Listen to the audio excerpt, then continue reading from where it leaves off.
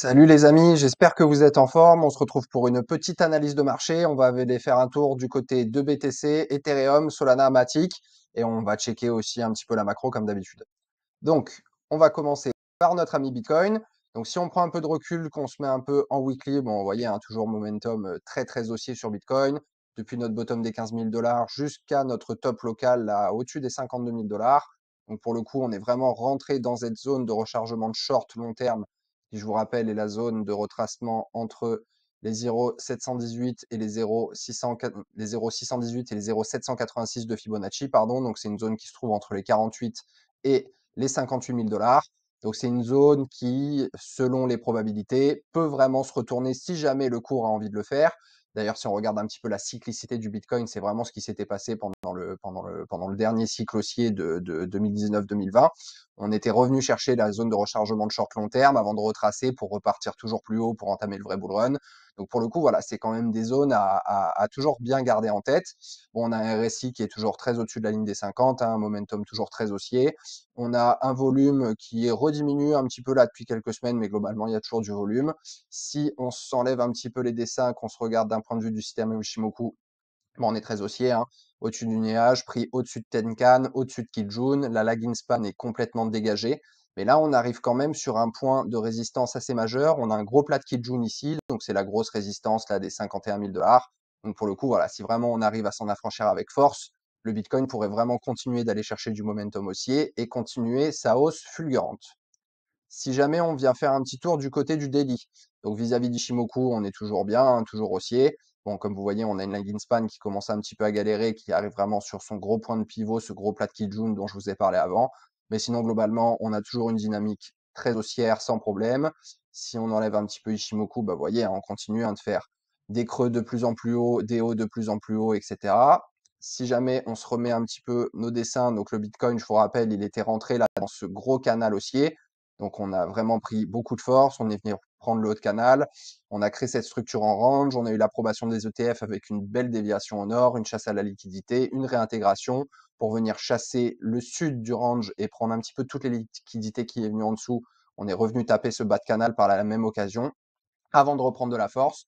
Moi, pour le coup, à titre personnel, je pensais vraiment que le cours allait se retourner ici, puisque pour moi, là, on commençait à mettre en place une structure de retournement de tendance. Mais bon, comme vous voyez, les marchés font de toute façon ce qu'ils veulent. Et on a continué de s'en affranchir à la hausse. On a laissé une petite zone de fair value gap ici, un petit déséquilibre de marché qu'on va aller voir un petit peu mieux. Mais pour le coup, globalement, daily, toujours pareil, hein, on a un momentum qui est quand même toujours haussier. On a un RSI qui commence un petit peu à diverger. On a des volumes qui sont peut-être en diminution ces derniers jours, mais globalement, il y a quand même toujours un volume assez satisfaisant. Si on vient se faire un petit tour du côté du 4 heures, donc vous voyez là, c'était vraiment notre structure de range, déviation réintégration avec une belle chasse au stop, on reprend une envolée, ça se retourne pas, on laisse un petit peu de déséquilibre de marché derrière nous. On vient vraiment prendre la borne haute, encore une fois, de ce gros canal ascendant. Donc là, il semble qu'on sera en train de dessiner un petit peu une structure en bull flag, entre guillemets. Donc si jamais cette structure se réalise, on pourrait voir un Bitcoin, voilà, peut-être venir nous faire un dernier aller-retour avant vraiment de faire un dernier élan haussier, enfin qui sera peut-être pas le dernier, hein, mais qui pour le coup, voilà, nous amènerait encore une fois à enlever notre biais qui est un petit peu baissier entre guillemets sur le moyen terme. Donc pour le coup, voilà, ça va être vraiment à regarder bien le comportement, toujours pareil, hein, le comportement, l'éventuelle acceptation du prix. Mais je pense que dans les prochains jours, on aura rapidement une réponse de la direction que va prendre Bitcoin. Si jamais on va vraiment faire un petit tour du côté du 1 heure, donc là, on a laissé aussi une belle zone de déséquilibre de marché, juste là, une belle zone de fair value gap, mais qui continue de maintenir le prix comme vous voyez. Le creux hyper important à tenir pour conserver notre structure haussière, c'est ce creux-là. C'est le creux qui nous a permis d'initier le breakout de ce dernier plus haut. Donc si jamais vous commencez à voir un Bitcoin, par contre, s'affranchir du range par le bas, d'avoir une acceptation du prix et qu'on vienne casser vraiment ce dernier creux, là, il y a de fortes chances qu'on entame des structures baissières un petit peu plus profondes. Par contre, si jamais le Bitcoin suit sa structure en bull flag, qu'on réussit à s'en affranchir, vraiment à faire peut-être pullback et à repartir par le haut, bah là, pour le coup, on reprendra une hausse très franche et très forte sur Bitcoin. Il y a de fortes chances, mais voilà, globalement, momentum toujours très fort. Même si là, on latéralise un peu, le Bitcoin est toujours très haussier, notamment vis-à-vis de ses ETF et du nombre de liquidités croissantes qui sont toujours en train de rentrer dans le Bitcoin. sur l'Ethereum. Donc l'Ethereum, on va se le mettre en plein écran déjà. Hop là, si on se met un petit système Ishimoku, on va commencer déjà par le weekly. Hop. Donc d'un point de vue weekly, bah voilà aussi Ethereum qui vraiment reprend de la force, hein, qui représente vraiment un meilleur risque-rendement en ce moment que Bitcoin. D'ailleurs, vous l'avez vu dans le club, on a vraiment repris du risque sur Ethereum, on a diminué notre risque sur certains alts, notamment Solana. Mais pour le coup, en weekly, on a des volumes qui sont assez constants et qui ont tendance là à remonter un petit peu ces 2 dernières semaines. Vous avez un RSI qui est toujours très haussier, bien au-dessus de la ligne de 50. On met même vraiment en zone de surachat, bon, ce qui ne veut pas dire qu'on va retracer, hein. Le RSI peut rester très longtemps en zone de surachat. Mais ça, c'est quand même le synonyme d'un momentum haussier très fort. En plus, au niveau Ishimoku, on a cassé notre gros plat de SSA ici sur le nuage, qui était une résistance quand même majeure au niveau des 2900 $. Donc la prochaine résistance au niveau des 3300 ici sur ce nouveau plat de SSA. Et après, nouveau plat de Kijun ici au niveau des 3500 $. Mais pour le coup, l'Ethereum, il profite aussi d'un très fort momentum haussier. Donc, il y a de fortes chances qu'il ne s'arrête pas là. Si on regarde en daily, bon, on est toujours très haussier vis-à-vis d'Ishimoku, hein. Vous voyez, on rentre dans le nuage, mais à chaque fois qu'on réatteint le nuage, on reste dans cet état d'équilibre avant de repartir toujours plus à la hausse. On a un cours qui est au-dessus de Kijun, au-dessus de Tenkan, au-dessus du nuage, une lagging span dégagée. Donc, pour le coup, d'un point de vue Ishimoku, la configuration est vraiment très intéressante. Si on regarde un petit peu plus donc d'un point de vue prix, donc vous voyez, voilà, il nous avait fait vraiment cette belle structure en biseau, il s'en est affranchi par le haut, il vient faire pullback, il rentre dans sa structure de range, approbation des ETF, donc là, l'Ethereum a un petit peu suivi le Bitcoin, réintégration, lui, il n'est pas venu chasser la liquidité qu'il y avait sous son range, il a décidé de repartir direction les 3000 $, donc là, on a un petit peu de mal à s'affranchir, bon, ça rentre pas comme dans du beurre, mais ça, c'est quand même un peu normal. Si jamais on arrive vraiment à s'en affranchir et que Bitcoin continue son momentum haussier, on aura très rapidement un Ethereum aux alentours des 3003 et après le prochain arrêt, comme je vous le disais, au niveau des 3500, 3600 $, qui cette fois nous ferait rentrer dans cette zone de rechargement de short long terme. Toujours pareil, si vous prenez votre top, hop, et votre bottom, voyez, vous arrivez dans cette zone ici entre les 3300 $ et les 4000 $. Donc pour le coup, si jamais le cours a envie de se retourner dans cette zone, il y a de fortes probabilités qu'il le fasse. Donc vraiment toujours pareil, restez bien prudent et gérez bien votre risque. Mais pour le coup, voilà, très graphique vraiment hyper sympa sur l'Ethereum. Si on va se faire un petit tour du côté du 4 heures, bah voilà, rien à signaler, hein, même dynamique court terme toujours très haussière. Plus vraiment momentum puissant parce que vous avez à chaque fois des breakouts et on réintègre pas ces breakouts. Donc là, à voir la structure que va nous dessiner l'Ethereum, mais ça sera bien évidemment avec corrélé ce que nous fait Bitcoin.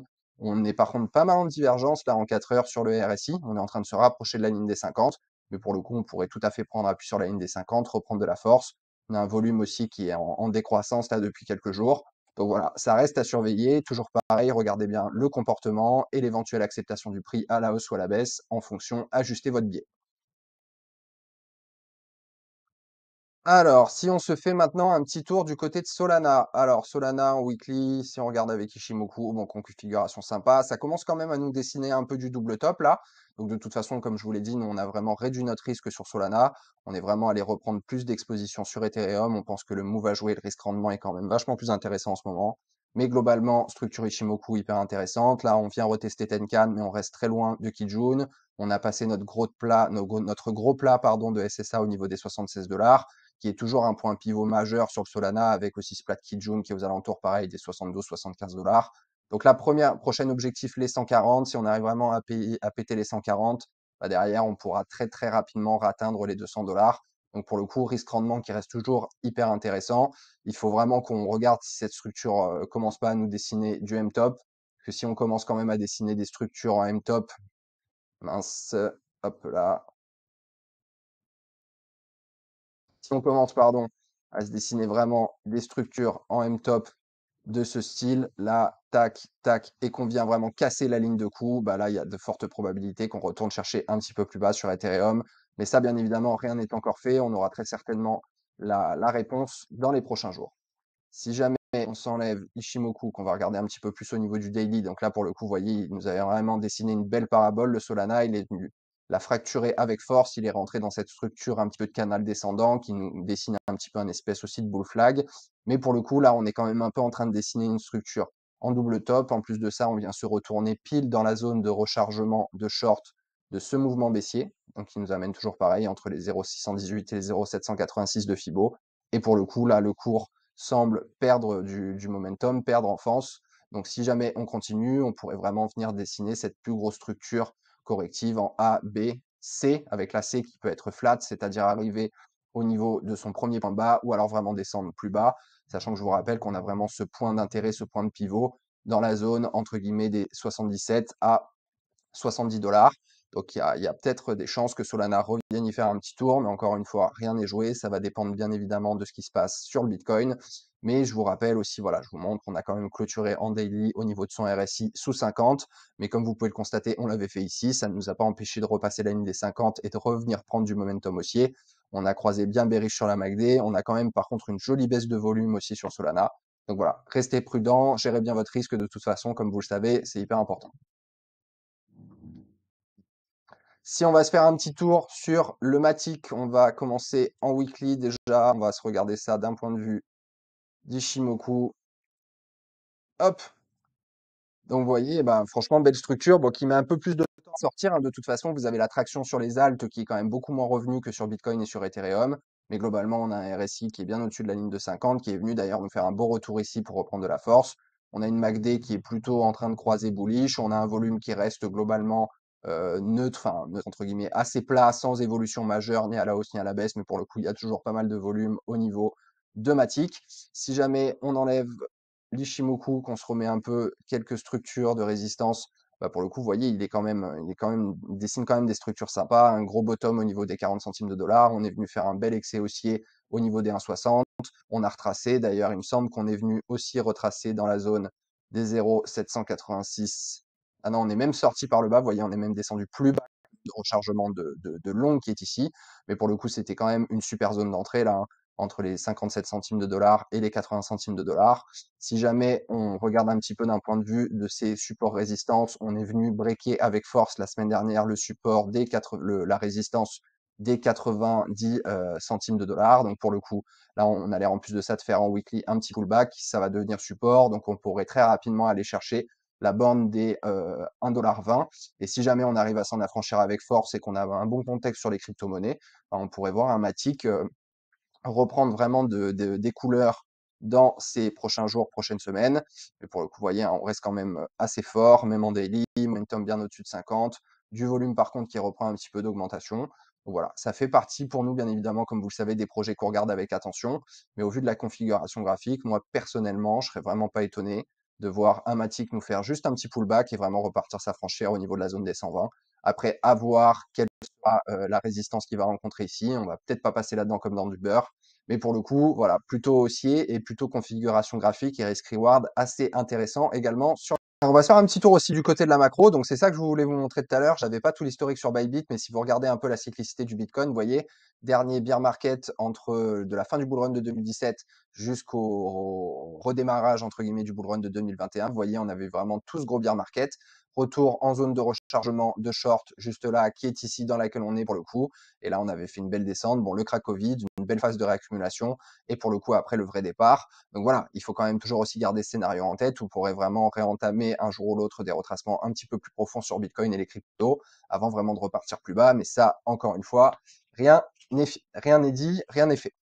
Si jamais on va se faire un petit tour juste du côté de la dominance, donc déjà la dominance de l'Ether qui, voilà, qui a bien remonté depuis 15 jours, hein. De toute façon, il y a beaucoup de personnes qui sont en train de jouer justement ce narratif des ETF Ethereum qui devaient normalement être acceptés en mai si jamais tout se passe bien. D'un point de vue de la dominance du Bitcoin, bah pour le coup, on reprend un petit coup là, on se rapproche de notre zone pivot au niveau des 52%. Donc ça, il y a de fortes probabilités, pardon, si jamais le prix du Bitcoin stagne et que la Bitcoin dominance diminue, il y a vraiment des liquidités qui allaient un petit peu plus se déverser sur les altcoins. Donc, est-ce qu'on va avoir une petite alt saison des familles comme on attend? Ça, on va très certainement être fixé dans les prochains jours, prochaines semaines. Si jamais on va se faire un petit tour du côté de l'or, bon, pour le coup, l'or, c'est toujours pas ça, hein, toujours pas trop de narratif. Il va quand même certainement continuer de sous-performer. Pour le coup, voilà, en plus de ça, l'inflation, elle est quand même revenue à des niveaux assez soutenables, entre guillemets. Donc, pour le coup, voilà, pas trop de choses sur l'or.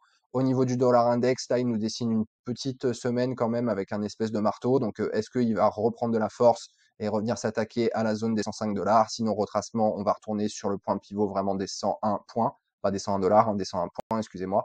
Donc, pour le coup, voilà, à corréler bien évidemment avec les marchés risk-on, donc le SP500, les cryptos.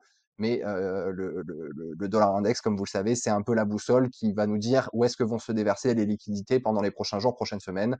Et si on regarde le SP500, là, pour le coup, hein, c'est toujours pareil, hein, on est sur encore des nouveaux ATH, toujours ultra bullish. C'est toujours pareil, hein, ce fameux delta que vous avez entre le prix et les fondamentaux.